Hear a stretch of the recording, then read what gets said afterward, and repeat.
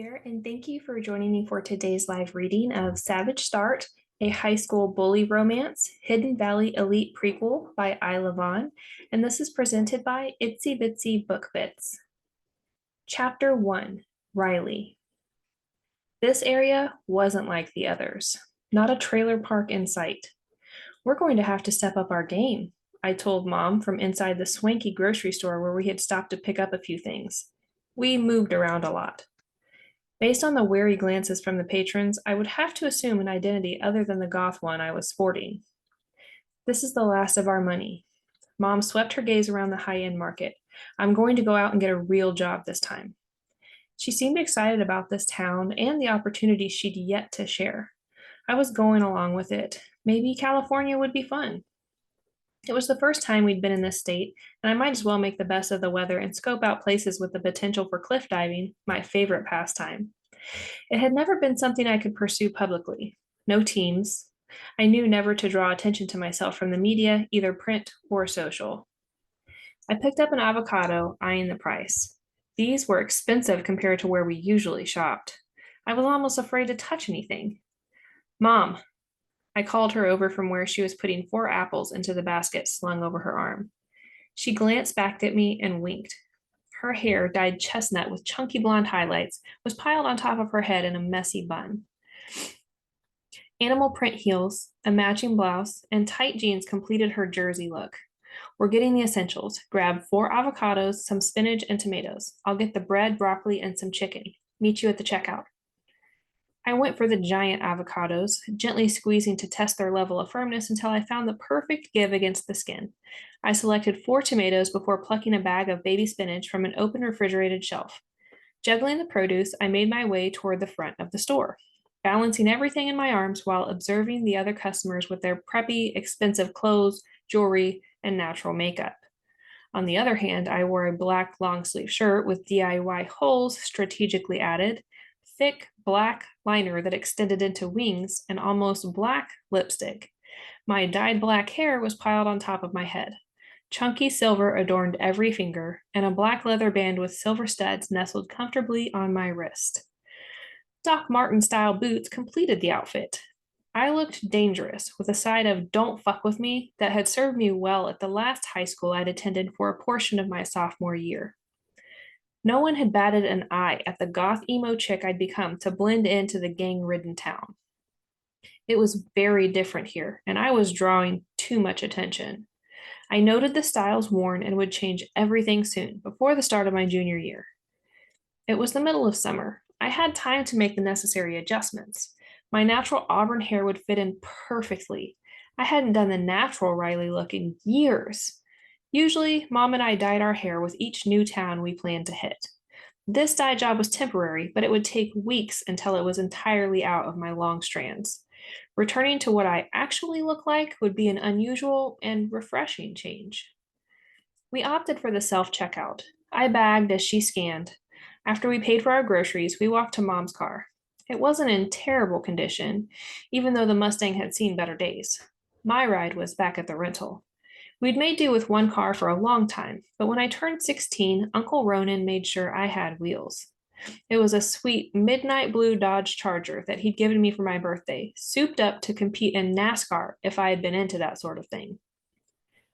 Once in the passenger seat, I turned to Mom, who was practically vibrating with energy. Something was up. Why are we here? And what's with the real job? We ran cons. That was what we had always done. So it had come as a shock when she said she was going legit. I couldn't help but look at her as if she were someone I didn't know, not my best friend and partner in the lifestyle we'd always lived. Nothing's up. I have a good feeling about this place. If things work out with the job, I think it's somewhere we can stay. Besides, you're already a junior. I want you to be able to go to college. This high school is a good one. It'll ensure you can get into whatever college you want. We pulled onto our street as dusk was settling. The house wasn't on the edge of town this time or even in a rundown trailer park. It was in the middle of Santa Monica, and it wasn't our usual falling down, looks like a crack house kind of place.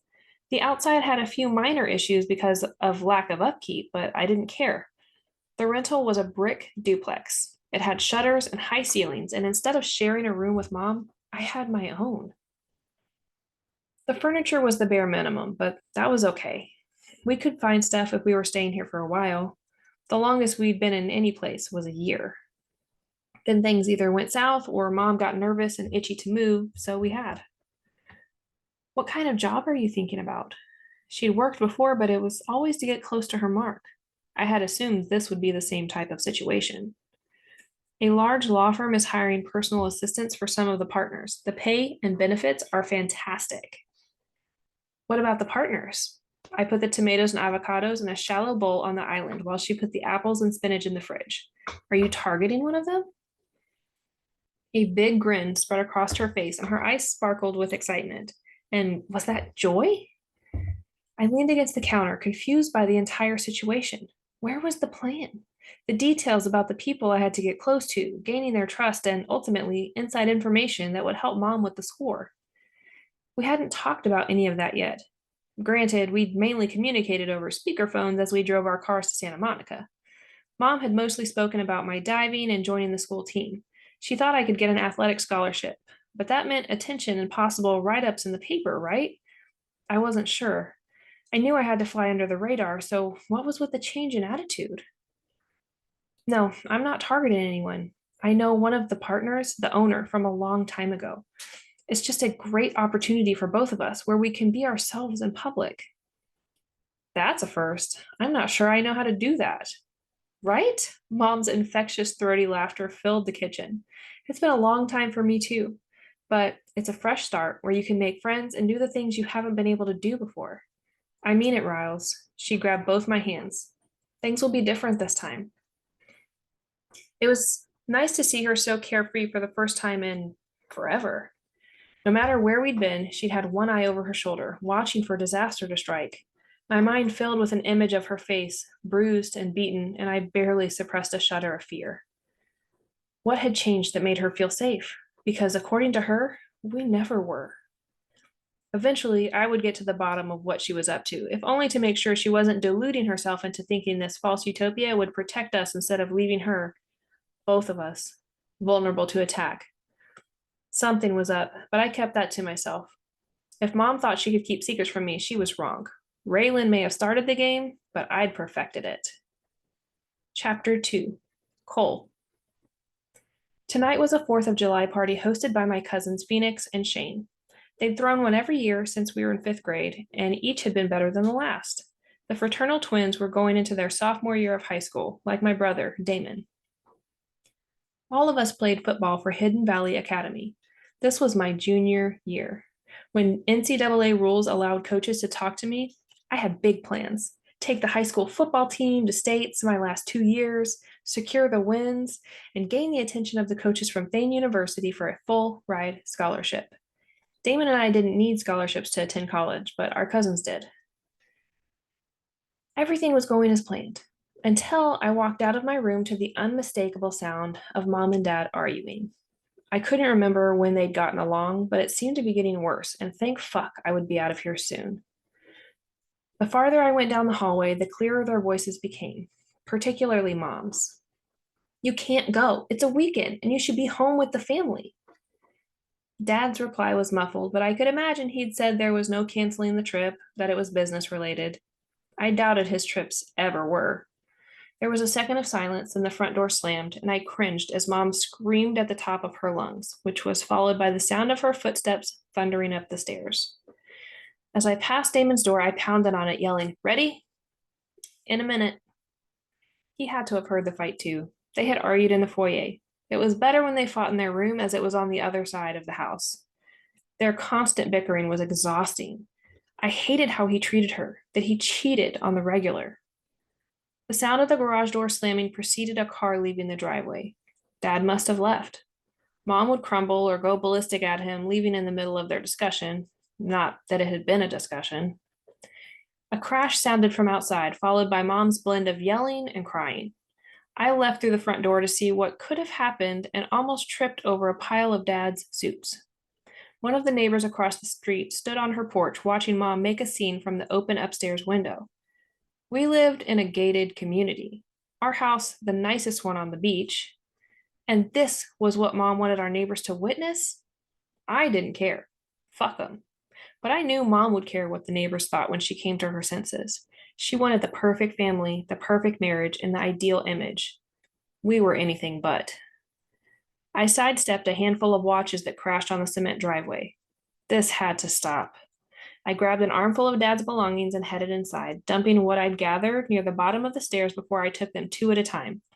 I jogged down the hallway to my parents' suite, then burst inside to find her flinging shoes at a trajectory that would scatter them farther than the rest of his belongings. Mom! I rushed into her bedroom and gently grasped her arms, halting an impending closet evacuation. Her dark brown hair was a rat's nest around her head, and deep circles hung beneath her red-rimmed eyes. When her lip quivered, I wanted to murder my dad.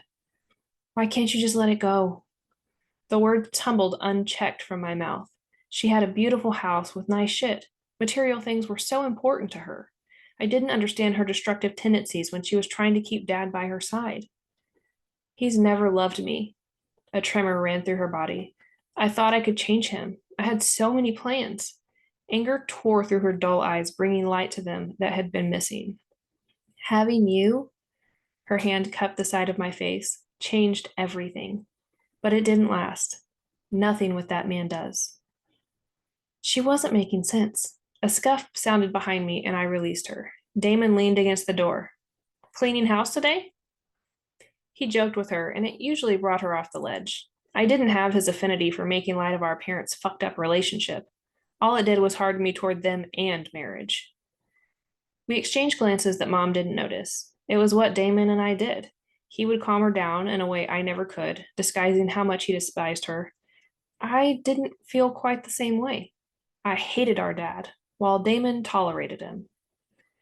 I left the room while he continued to crack jokes, and Mom calmed down, for now anyway. While he did that, I went outside and picked up the rest of Dad's stuff, dumping it inside the door where someone on staff could take care of it. I would never be like our dad, an asshole who cheated on his wife, or like Mom, weak and whiny. Furious that Damon and I were left to pick up the mess, literally from one of their fights, I texted Dad. Me, Mom's losing it. Dad, handle it. Me, come home. Dad, no, it's time the adults in this family handle their own shit. What a fucking asshole. I shoved my phone into my pocket, desperate to hit something. His face would be ideal, but he was at a work meeting. Doubtful. He was probably at some hotel with whomever he was screwing from the office. After several deep breaths, I got control of my anger. Mom was too unstable for us to leave her alone. It was Dad's mess. He should handle it himself. Since he wouldn't and Aunt Cece wasn't working tonight, I took a shot at asking if she would come stay with her sister.